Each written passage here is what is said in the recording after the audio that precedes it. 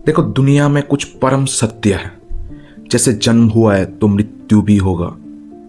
समय किसी के लिए नहीं रुकता। ग्रेविटी। ठीक वैसे ही रियल मद्रिद का मैच हो और मद्रिद पॉइंट्स ड्रॉप कर रहा है इन ला लीगा और तुमको रेफरिंग डिसीजन को लेकर कंट्रोवर्सी देखने को ना मिले, ये नहीं हो सकता, ये इनएविटेबल है। दूसरा बात, La Liga and Real Madrid तुमको सिर्फ फुटबॉल नहीं दिखाता है, फुटबॉल नहीं सिखाता है, तुमको इंग्लिश का मीनिंग भी बताता है भाई। जैसे कि according to him there is a difference between and. हाँ, क्या बात कर रहे हैं? मतलब ये कौन सा लॉजिक है? एंड ऑल्सो तुमको बताया जाता है कि कैसे रिस्पेक्ट से, कैसे तुमको रिस्पेक्ट दिया जाता है according to Bellingham. Maybe मैं गलत समझ रहा हूं भाई, but what is this mean? ये सिर्फ और सिर्फ तुमको ला लीगा में ही देखने को मिलेगा। देखो भाई, ये क्लियर पेनल्टी है, एनी डे एनी टाइम, कहीं पे भी अगर तुम किसी के पैर के ऊपर स्टेप इन करते हो, क्लियर पेनल्टी है, इसमें रोने जैसा कोई बात नहीं है।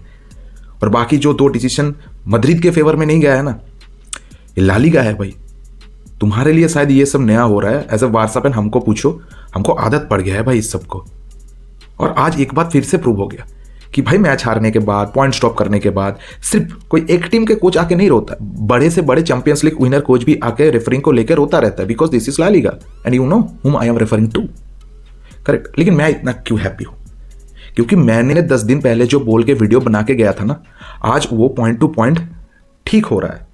मैंने बोला था this is a big league, real Madrid point stop करेगा, उसने किया, 10 पॉइंट स्टॉप कर दिया गया and now Barça driving seat पे है भाई। आराम से मैच जीत के टेबल टॉप पे जा सकता है और कामली लीग को टॉप पे फिनिश कर सकता है। ठीक है भाई, पॉइंट्स क्या है ना भाई, अगर तुम्हारे साथ जब तक कोई चीज ना हो ना, तुमको उस चीज के बारे में समझ नहीं होता। जो रेफरिंग डिसीजन रियल मद्रिद के फेवर में जाता था, आज जब वही चीजें उनके ऑपोजिट हो रहा है तो उनकी क्लेस रहा है भाई। मुझे तो लग रहा है तेबास और ला लीगा के जो रेफरी है वो सब क्लेस चुका है भाई रियल मद्रिद के ऊपर। जा तो रहा था भाई तुम्हारे फेवर में, ये तो कोई डिनाई नहीं कर सकता है भाई। और हम इसको कंप्लेन भी नहीं कर रहे, इस चीज को हम मतलब बिग इशू बना के भी नहीं बोल रहे भाई, यहाँ इसमें तुम्हारा ही हाथ है, मैं तो नहीं बोल रहा है भाई। ज्यादा से ज्यादा डिसीजन रियल मद्रिद के फेवर में जाता है, we all know that. But अगर वही चीजें उनके ऑपोजिट जा रहे हैं तो उनको इतना क्लेस क्यों रहा है?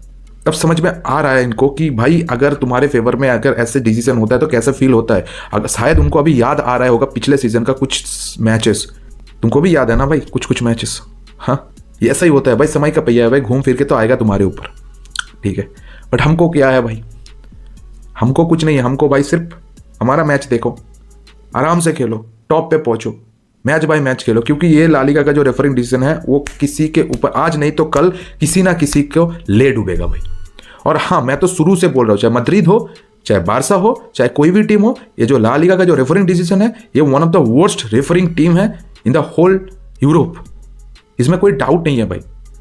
There is no goal line technology, correct, there is no perfect decision कि हाँ ये होगा तो ये ही होगा, मतलब ये करेंगे तो ये पेनल्टी है, किसी टीम के लिए वो पेनल्टी है, किसी टीम के लिए वो पेनल्टी नहीं है। बहुत सारे रैश डिसीजन। सो ये टाइम बाय टाइम हर एक टीम के साथ होता रहा है। रियल मद्रिद इस चंगुल में कम फंसा है, बट अभी उनको भी समझ आ रहा है कि भाई कैसा लगता है। ठीक है, but nonetheless a good day मैं कह सकता हूं फॉर बारसा फैंस कि भाई हाँ, अब शायद ला लीगा उनके लिए तो ओपन हो चुका है भाई।